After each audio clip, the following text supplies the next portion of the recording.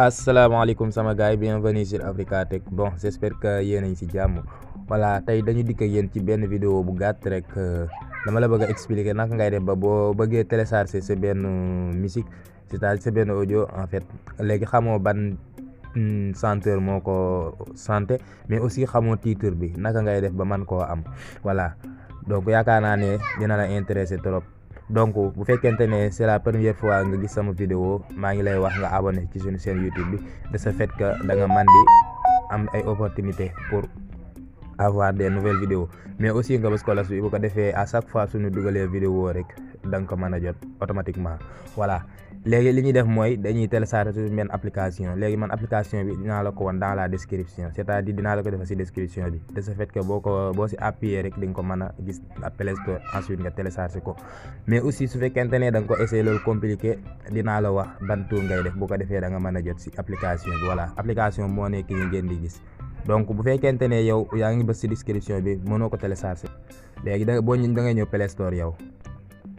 Voilà, léegi boo ñëwee Play Store ensuite nga bind recherche audio.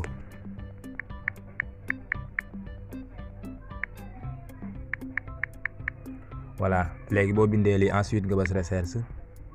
Voilà, léegi bu la andilee fii nii yaa ngi seen cette application, waxuma la application bi nga xam ne moom la ñu bës installé, mais application bii ñu bind shortcut for Google sans search. Voilà, application bi ngay bës, mais aussi bu fekkente ne dem nga ci description bi comme ni ma la ko waxee di nga ko mën a gis. Voilà, léegi une fois téléchargé l'application est là. Léegi da ngay dugg ci application bi.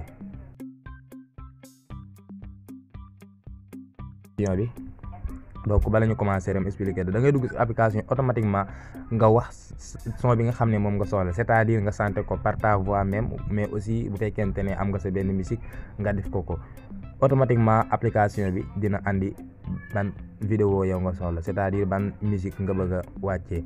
Donc da ngay dugg automatiquement rek nga chanter.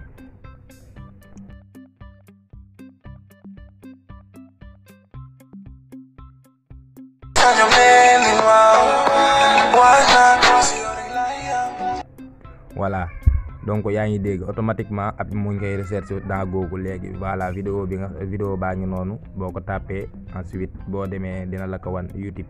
Mais aussi comme ni ma la ko waxee rek bu fekkente ne yow mën nga ko chanter par ta voix même, boo ko chanter di nga ko gis. C'est la